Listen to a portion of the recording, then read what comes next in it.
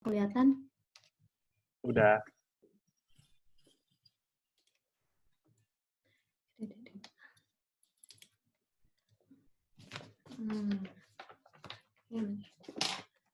Assalamualaikum warahmatullahi wabarakatuh. Saya Heni. Waalaikumsalam. Hari ini akan melanjutkan presentasi kedua mengenai rectifier modeling dan simulation menggunakan LT-Spice. Buat mengulang lagi yang presentasi sebelumnya, presentasi pertama, hari ini akan mengulang lagi mengenai penjelasan rectifier itu sendiri, di mana rectifier atau penyiara gelombang yang merupakan bagian dari power supply atau catu daya yang berfungsi untuk mengubah sinyal tegangan AC menjadi tegangan DC. Nah, tujuan dari penggunaan rectifier itu sendiri untuk mendapatkan tegangan keluaran yang konstan jika terdapat perubahan arus beban atau input AC, misalkan yang punya AC yang jelek sekalipun, serta baterai sebagai penyimpanan tenaga listrik bila tegangan AC-nya cut over. Untuk jenis-jenis rectifiernya itu sendiri ada dua jenis. Yang pertama itu half wave rectifier dan yang kedua itu full wave rectifier. Nah, untuk yang half wave rectifier itu merupakan penyiar setengah gelombang yang hanya menggunakan satu buah dioda sebagai komponen utama dalam penyiar gelombang AC. Untuk gambar rangkaiannya ada di sebelah kanan. Selanjutnya itu full wave rectifier. Nah, rangkaian penyiar gelombang penuh dapat diperoleh dengan dua cara. Cara yang pertama yaitu menggunakan transformator sadapan pusat dengan dua dioda. Jadi untuk yang full wave rectifier yang pertama itu menggunakan dua dioda, dan yang cara yang kedua itu menggunakan 4 dioda. Biasa disebut dengan penyiar jembatan atau rectifier bridge. Ini untuk contoh full wave rectifier, penyiar gelombang yang dua dioda. Dan yang ini merupakan penyiar gelombang dengan 4 dioda. Nah, ada lagi juga yang jenis penyiar gelombang yang dilengkapi dengan kapasitor. Jadi yang dilengkapi dengan kapasitor itu menggunakan 4 dioda, dan yang di sebelah kanan ditambahkan komponen kapasitornya. Dan terakhir, rangkaian rectifier terregulasi. Di sini dia menggunakan kapasitor dan IC. Gitu. Selanjutnya, untuk software yang digunakan untuk modeling dan simulasi ini menggunakan LT-Spice, di mana LT-Spice dikenal sebagai program SPICE yang mampu melakukan simulasi switching regulator atau pengendali tersaklar lebih cepat dari simulator SPICE lainnya. Untuk SPICE itu sendiri, dia mempunyai empat anak perusahaan. Yang pertama itu Multisim, Proteus, NG-Spice, dan LT-Spice. Nah, untuk Multisim dan Proteus itu berbayar, dan yang free itu NG-Spice dan LT-Spice. Nah, di sini saya menggunakan LT-Spice. Nah, langsung ke bentuk wujud pertama si LT-Spice setelah dibuka. Jadi, tampilan pertama waktu LT-Spice-nya dibuka tuh bentuknya kayak gini. Nanti kalau misalkan kita udah buka, mau ke new schematic-nya bisa di file atau di sini. Ya, di sini. Nanti ada muncul new schematic. Nah, ini tampilan setelah kita mengklik new schematic-nya. Di sini banyak pilihan menu-menunya. Ini untuk run, misalkan kita udah bikin rangkaian. Ini untuk wire, ini untuk memilih ground, ini label net, resistor, kapasitor, induktor, dioda. Ini untuk semua komponen misalkan yang tidak ada di sini, kita cari di sini misalkan kayak IC, tapi kemarin saya cari IC tapi nggak ada jenis IC yang saya butuhkan. Terus saya tanya Trendy, ternyata kita harus nambahin library-nya lagi gitu biar si IC-nya itu ada di dalam komponen ini. Mana sih kursor ini? Terus ada move, ini untuk menggerakkan si komponen yang udah kita input. Ini untuk drag, terus ini text, spice, derivative. Nah, pokoknya semua itu pilihan itu ada di sini. Nah, kemarin saya melakukan percobaan jenis-jenis rectifier yang saya sebutkan sebelumnya tadi untuk half wave rectifier dengan menggunakan satu dioda, menggunakan tipe 1N914 dengan resistornya 1K. Itu sinyal keluarannya seperti ini. Nah, untuk full wave rectifier, penyara gelombang 2 dioda juga bentuknya sama, keluaran sinyalnya sama, karena saya menggunakan jenis dioda yang sama juga ini, jadi tidak terlalu ada bentuk perubahan keluaran sinyal yang signifikan. Selanjutnya ini penyara gelombang yang dilengkapi dengan kapasitor, 4 dioda yang digunakan, terus ditambahkan dengan kapasitor. Bentuk keluaran sinyalnya seperti ini. Jadi sinyal keluaran penyara gelombang yang dilengkapi dengan kapasitor itu bentuknya kayak gini. Yang sinyal inputnya itu untuk warna hijau itu sinyal inputnya, dan yang warna biru itu merupakan sinyal outputnya. Nah, di sini kan menggunakan kapasitor. Nah, di sini diharapkan buat filternya biar bagus gitu untuk pemfilteran. Terus ya diharapkan si nilai ripple-nya itu, sinyal ripple-nya itu kecil, tidak besar. Jadi misalkan ini kan bentuknya sinyalnya agak turunnya agak jauh nih, naik lagi jauh gitu. Nah, itu tergantung dari nilai si kapasitor yang kita masukin. Misalkan kita 100, kemarin pernah nyobain 100, si ininya tuh tidak terlalu masuk ke dalam, jadi kayak yang set, langsung naik lagi gitu. Nah, untuk studi kasusnya, kemarin baca-baca dan dapat salah satu TA anak Politeknik mana gitu, lupa. Dia tentang judulnya perancangan rangkaian penyara untuk pembangkit listrik tenaga angin. Nah, untuk diagram bloknya itu sendiri ada inputnya itu dari energi kinetik dari angin, terus dari energi kinetik dari angin itu berbentuk energi kinetik dengan kecepatan angin menjadi masukan bagi turbin angin. Nah, di blade nantinya bekerja untuk mengubah energi kinetik angin menjadi energi mekanik rotasional pada rotor. Terus energi rotasional ini menjadi masukan dengan jalan mengopel rotor turbin dengan generator, sehingga generator akan menghasilkan energi listrik dalam bentuk tegangan di antara terminalnya. Selanjutnya, energi listrik yang dihasilkan dari generator tadi berupa 3 fase dalam keadaan arus AC yang akan disearahkan oleh dioda bridge 3 fase. Terus menjadi arus DC. Jadi nanti bakal nyoba rangkaian yang di sini. Terus dari tegangan DC, keluaran dari dioda bridge ini akan menjadi sumber masukan untuk baterai charger. Nah, dari baterai charger ini berfungsi sebagai penghalus tegangan dan pengstabil tegangan untuk pengisian sebuah aki. Jadi dia itu si energi kinetik dari anginnya itu nantinya itu bakal disimpan di baterai. Jadi dari dia yang sebelumnya dari AC, terus dirubah menjadi DC, terus baru dimasukin ke baterai charger, baru disimpan di akinya, baterai yang 12 volt. Nah, bentuk rangkaian rectifier 3 fase gelombang penuh ini bentuknya kayak gini. Bentuk rangkaiannya berdasarkan info yang saya baca. Rectifiernya dioperasikan untuk memberikan catuan DC ke beban dan juga untuk melakukan pengisian pada aki. Nah, ini untuk rangkaian yang ini tadi, yang baterai charger.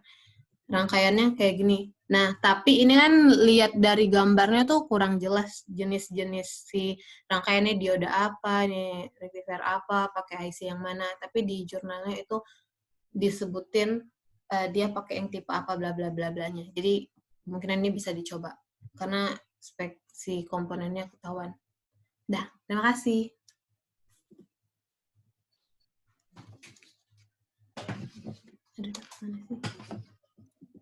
Oh, udah selesai ini? Udah, Pak. Oke, terima kasih pada Mbak Eni atas presentasinya. Kelasnya sangat rajin ya, udah banyak nulis pertanyaan di sini di chat. Tapi sebelum melihat itu, saya ada satu pertanyaan. Iya, Pak. Jadi ada satu slide yang menunjukkan gelombang itu tadi ya, bolak-balik, gelombang listrik bolak-balik yang ada ripple-nya ya. Mungkin slide 18. Ya, di Iya. sini ya kalau dilihat ini kan yang aslinya tuh yang hijau ya, yang inputnya. Heeh. Kemudian yang output tuh yang biru, yang Iya. sudah dipasangi kapasitor ya. Iya, Pak. Nah, pertanyaannya adalah sekarang itu kan ripple-nya itu ada semacam amplitude dan periodenya ya. Mm-mm. Kira-kira apa saja yang mengakibatkan bentuk seperti ini, tingginya periode sekian, kemudian amplitude tingginya sekian dan periode waktunya sekian, itu apa? Yang mempengaruhinya. Jadi, Jadi apakah bisa dibuat bentuk yang lain gitu kalau misalkan rangkaiannya diubah sedikit atau ukuran apanya yang diganti gitu? Bisa tolong dijelaskan? bisa, Pak. Jadi langsung ke LT Spice-nya aja ya, Pak. Oke. Nih, kan menggunakan rangkaian yang ini. Nah, jadi ini kan Sebentar, nggak kelihatan. ya. Sorry. Di Eh, share screen lagi, Mbak. Oh, belum nggak di-share ya? Oke. Di share screen lagi kalau mungkin share-nya, nah ini dia. Oke, silakan lanjut. Nah, ini untuk rangkaiannya, skematiknya. Terus untuk yang nilai si kapasitornya kan 10 mikrofarad. 10 mikrofarad. Terus kita misalkan run, itu muncul sinyalnya gini. Terus gini. Bentuknya kan kayak yang tadi yang saya share di slide. Nah, misalkan kita ganti nilai si kapasitornya itu, nilai si, mana sih?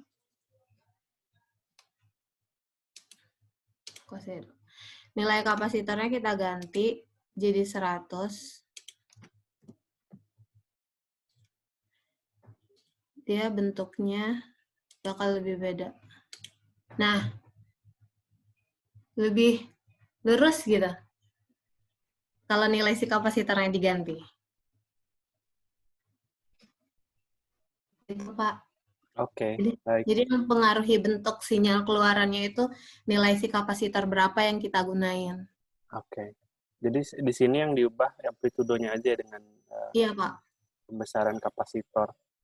Nah, kalau misalkan kita ingin menaikkan periodenya, apakah mungkin gitu supaya naik turunnya lebih tidak sekali setiap gelombang, tapi misalkan beberapa kali, apakah itu mungkin? Dan ya tidak terlalu dalam gitu turunnya. Mungkin aja bisa, Pak. Terus ini kan yang paling simpel ya, atau gimana ya? Iya, ini masih sederhana gitu. Ini Soalnya, medium lah ya.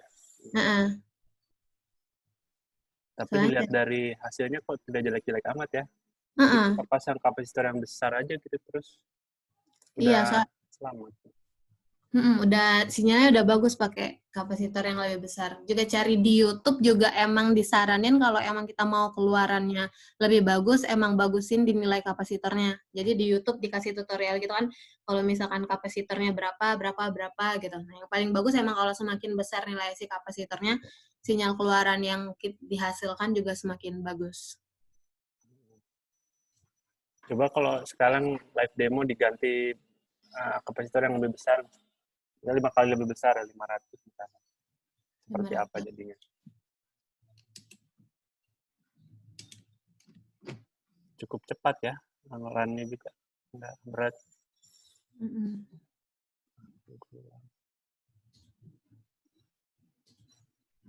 Oh, almost.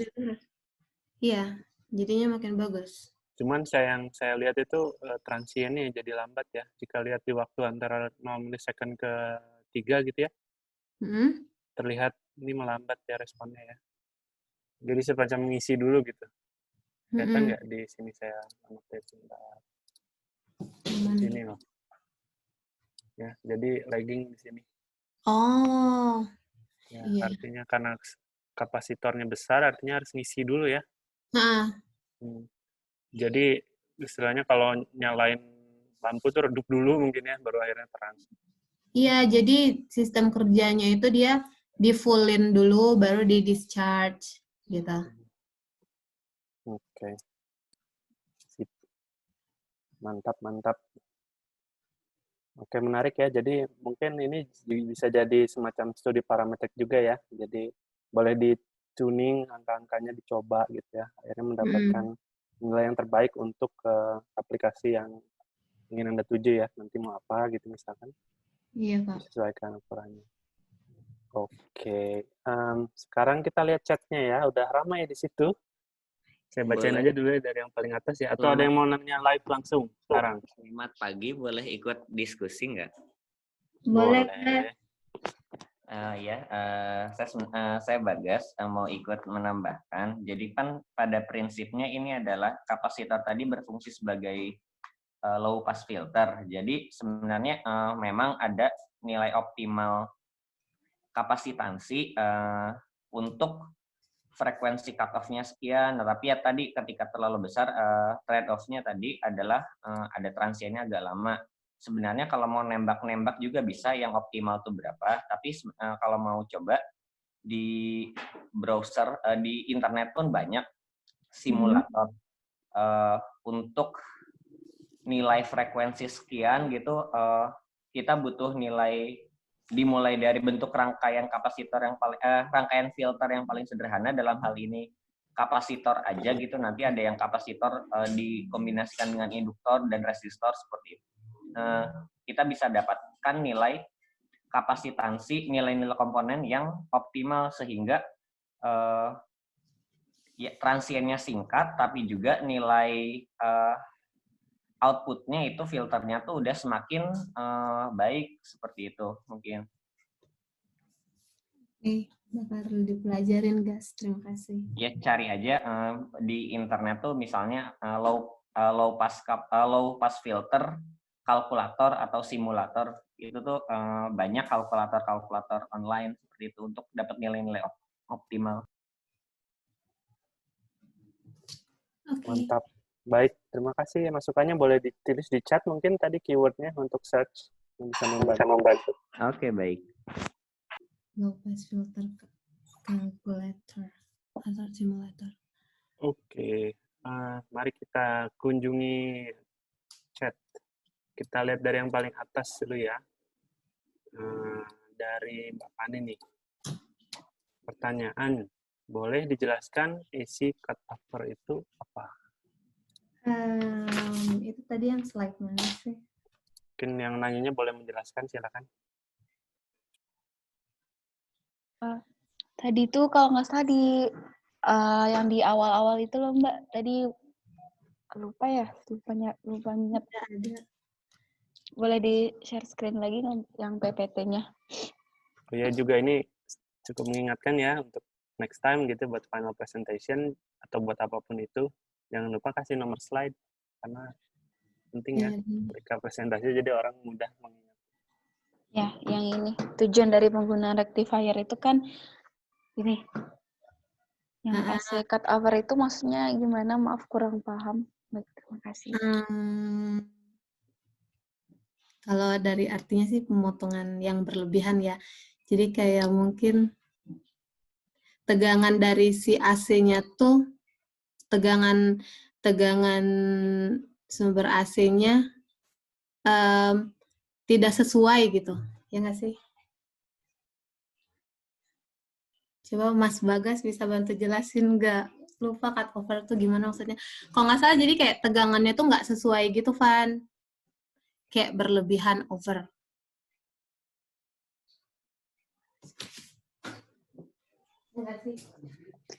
Jadi mungkin misalkan kalau butuhnya berapa volt gitu, terus ternyata berlebih, nanti bakal di-cut gitu maksudnya Mbak sama rectifier-nya. Bentar ya, Van, cari dulu.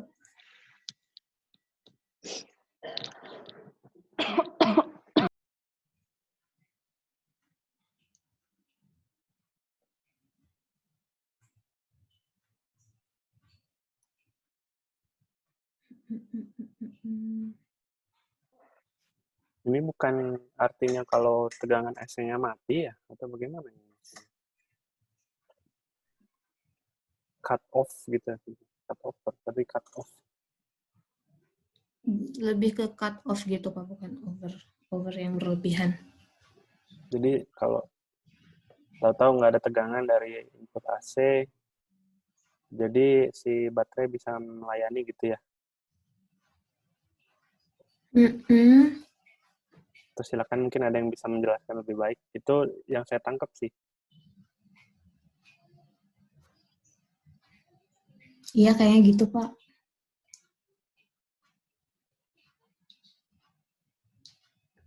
Bagas mau nambahin gak, Gas? Baru denger Baik, kalau misalkan tidak ada yang bisa menjelaskan dengan sempurna ya, jadi PR juga di laporannya ya. Oke, Pak.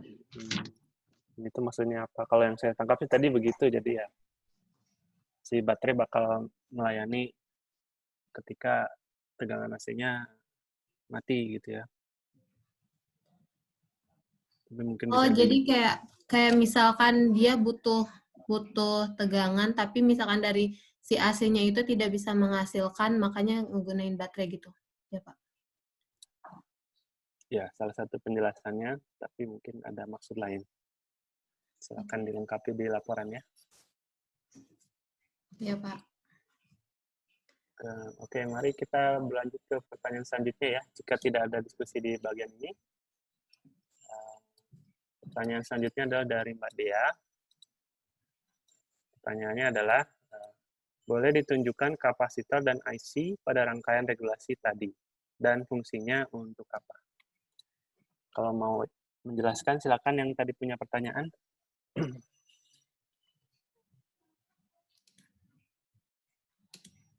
Yang ini, Dek, maksudnya.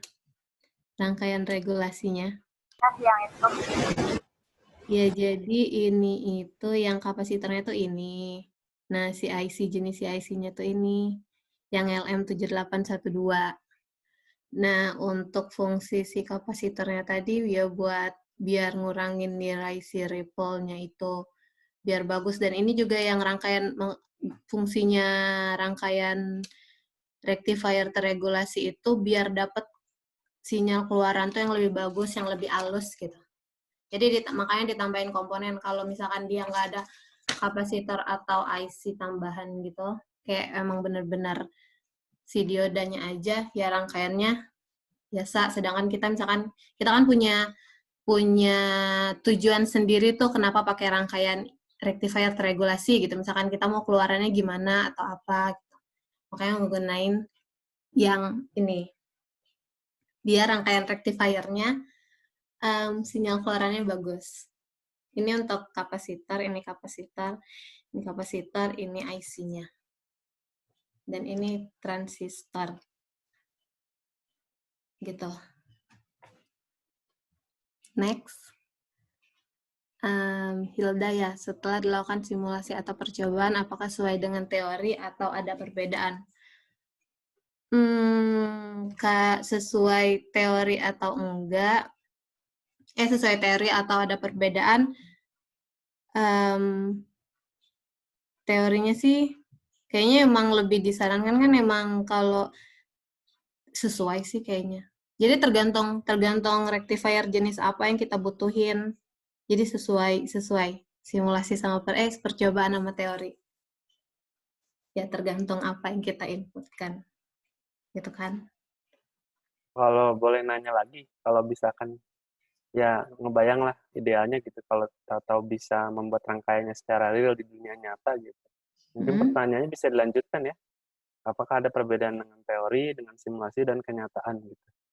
Nah, kalau misalkan simulasi dengan kenyataan itu suka apa sih Pak? Mungkin agak sedikit miss mungkin kali ya. Soalnya kan misalkan kayak kita pakai rangkaian nih, pakai komponen. Kan kalau di realitanya itu kita kadang kayak misalkan salah solder atau salah apapun, kayak salah-salah dikit itu hasilnya bakal beda banget sama simulasi. Sedangkan kayak di simulasi ya nilainya pasti benar gitu. Sedangkan di real tuh suka ada miss yang error nggak sengaja gitu. Jadi mungkin ada perbedaan. Iya, memang begitu dan bukan hanya si penyoldernya juga ya, dari komponennya juga kan pasti punya toleransi manufaktur juga. Iya. Jadi tidak semua IC atau resistor atau kapasitor dibuat dengan ya, tingkat presisi yang tinggi ya, pasti ada toleransi sedikit-sedikit. Ya, sedangkan di simulasi kan emang semuanya itu dibikin kayak ideal gitu. Sedangkan di realita kita kurang bisa mengontrol keidealan itu. Oke, tadi silakan lanjutkan di chat lagi pertanyaan dari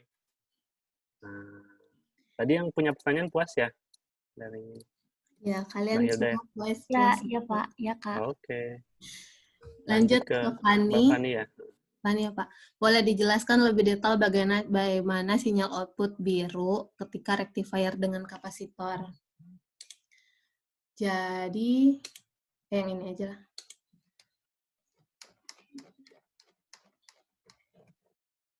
Nah, jadi kan sinyal birunya itu, Van, kan Kak, kita mau pakai kapasitor itu mau meminimalkan si sinyal ripple. Nah, sinyal ripple itu ya kayak apa ya? Bukan error sih. Kayak noise kali ya. Ngomongnya sinyal ripple tuh. Jadi yang dimaksud dengan sinyal ripple itu antara garis puncak ini namanya garis charge. Ini sinyal yang charge-nya, kapasitor charge-nya ini kalau udah turun ke sini, ini kapasitor discharge. Jadi si sinyal ripple itu antara dari puncaknya charge ke discharge itu tegangan ripple-nya itu. Terus nah, dari sini, Van, kelihatan nggak, Van? Dari sini ke sini itu, oke. Dari sini, dari puncak ke bawah itu disebut waktu pembuangan. Jadi, kan dia pertama ngecas nih. Ngecas, penuh, dibuang. Ngecas lagi, penuh, dibuang. Nah, kalau ngecas itu kan berdasarkan teorinya, katanya tuh kalau dicas itu waktunya lebih cepat dibanding nge-discharge. Ya, jadi, aku mau jelasin apa ya? Jadi, kita tadi makanya bikin yang nilai si kapasitornya dibesar-besarin, biar waktu dari charge ke discharge-nya itu lebih singkat, gitu. Dan jadi kan, karena ini bentuk yang ini tadi nilai si ripple-nya pasti gede kan, karena dari sini ke sini jaraknya udah lumayan jauh nih. Sedangkan yang nilai kapasitor yang kita gedein, dia nilai antara charge discharge-nya kalau ini nggak terlalu kelihatan. Jadi kayak garis lurus aja padahal ada turun dikit naik, turun naik. Nah gitu. Gitu. Gimana, Van? Oke, Mbak. Makasih. Ya, sama-sama. Nanti kalau kurang tanya lagi. Terus ada lagi. Next question. Sama dari Mbak Fani ya. Boleh. Soal sinyal output-nya ini, boleh dijelaskan atau ditunjukkan gambar sinyal yang ideal itu gimana bentuknya? Yang kapasitor ya, Van? Output-nya itu, jadi ini yang garis, yang sinyal hijau, itu sinyal inputnya, tegangan si AC-nya. Nah, yang biru itu sinyal output-nya. Terus, nah, gambar yang ideal, kan kalau yang ini tadi dia antara charge-discharge-nya dia jauh nih, berjarak. Nah, itu tuh seharusnya, kalau banyak yang, bagusnya antara charge-discharge itu nggak terlalu jauh jaraknya gitu, kayak yang ini.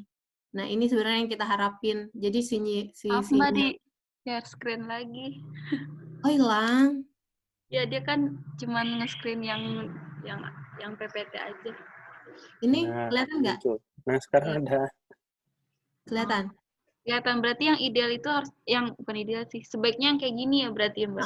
Biar nilai si ripple-nya itu kecil, jarak antara puncak charge sama discharge-nya kecil. Jadi ini sebenarnya yang kita pengenin biar nilai sinyal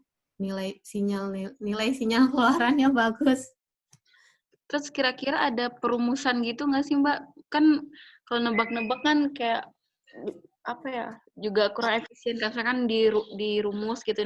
Nanti kita nentuin kapasitornya berapa, jadi kita tinggal langsung input ke LT-Spice gitu. Kira-kira ada rumusnya nggak, Mbak?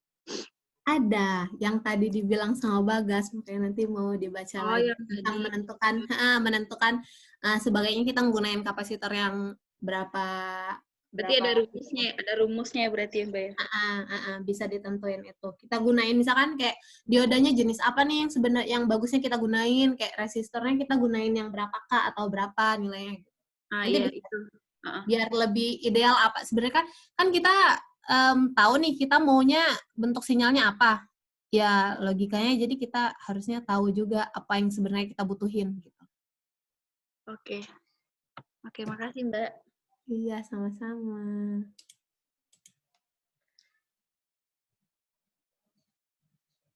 Kenapa?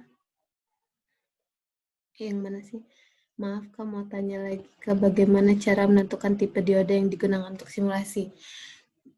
Untuk menentukan tipe diodanya nanti bakal dicari kayak yang kata Bagas tadi. Pasti ada sih kayak jenis-jenis dioda apa sebenarnya. Kayak dari kegunaan, dari fungsinya dioda. Kan dioda tuh kan dioda banyak jenis-jenisnya tuh. Nah, dari jenis-jenis dan fungsi-fungsinya dioda tuh kita bisa tentuin sih sebenarnya dioda jenis apa yang sebenarnya kita butuhin buat simulasi kita gitu. Dan nanti bakal kayak tahu gitu diodanya yang mana. Mungkin dari yang dijelasin Bagas sebelumnya. Mau menambahkan juga. Nah. Kalau dari dioda sih sebenarnya kan secara umum dioda fungsinya seperti itu. Paling perbedaan jenisnya misalnya dioda yang biasa atau dioda Zener. Dioda Zener tuh lebih ke yang dua arah tapi kan tidak digunakan dalam kasus ini. Jadi dioda biasa ini seri-serinya mungkin lebih dilihat tuh dari pertama adalah dari forward voltage itu ada semacam rugi-ruginya itu segitu supaya dia jadi on tuh berapa voltage-nya itu yang pertama. Yang kedua adalah dari rating daya dari komponennya. Misalnya rangkaian rectifier kita tuh power yang digunakannya sekian, maka dioda yang kita pakai juga harus sesuai dengan rating power dari keluaran yang masukan dan keluaran yang akan digunakan gitu. Jangan sampai terlalu kecil. Kalau terlalu kecil ya tentunya akan meledak. Kalau terlalu besar ya faktor ekonomi aja sih seperti itu. Oh, berarti kayak harus tahu spek-spek si diodanya gitu ya, dia inputnya berapa harusnya, keluarannya berapa gitu. Iya betul, ya tadi forward voltage ya, jadi dia butuh supaya on tuh ada berapa volt gitu, kemudian rangkaian kita ini mau dipakai untuk sebutlah rectifier ini mensuplai DC sekian ampere, maka itulah yang komponen diodanya yang kita harus atur supaya bisa tadi suplainya sekian ampere sesuai dengan kebutuhannya. Oke, terima kasih Bagas.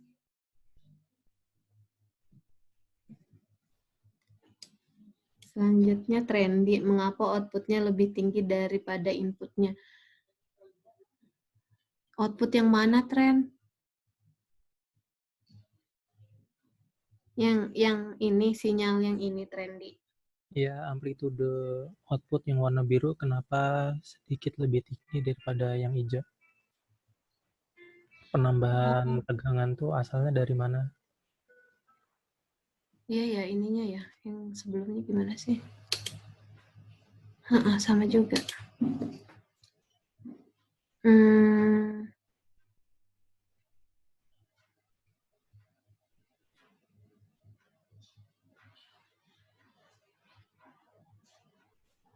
Kenapa ya, Tren?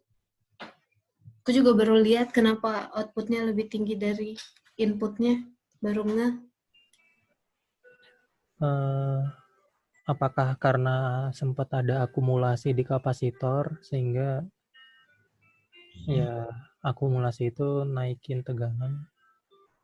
Jadi kayak dia ngelebihin si inputnya gitu ya? Iya, mungkin kayaknya kapasitornya nggak sih ya? Bisa jadi sih, karena kayak langsung mendadak tinggi gitu. Oke, bakal dicari tahu nanti trendy.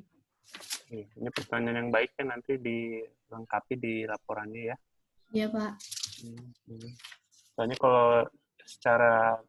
kalau kita pikir secara mudah saja gitu ya, kan sumber muatannya kan energi potensialnya ya. Artinya si energi tidak boleh melebihi potensialnya, tapi ini bisa melebihi. Jadi kenapa? Pasti ada sumber lain atau memang sifat kapasitor seperti itu gitu kan. Kapasitas. Ya, mungkin nanti bakal ditambahin di laporan, Pak. Semua sudah nanya ya, kecuali satu orang. Bagus. Udah berapa pertanyaan sih? 1. Saya belum dengar pertanyaan dari Bagus. Apakah ada di tempat atau ditinggal nih? Jangan-jangan. Mungkin sinyalnya jelek, Pak. Oh. Oke, kalau begitu. Kalau sinyal jelek ya, apa mau dikata? Ya, tidur. Bahkan Pak Irsad pun ini online terus ya, mengamati kuliah kita. Oke, kalau begitu, jika tidak ada pertanyaan lagi dari kelas, baik, saya kira presentasi dan diskusinya cukup baik ya, semua orang aktif, saya senang lihatnya. Biarpun kita jarak jauh, tapi kayaknya diskusinya seperti di kelas rasanya. Jadi mungkin sekian saja dari presentasi ini ya, dari Mbak Ani. Terima kasih.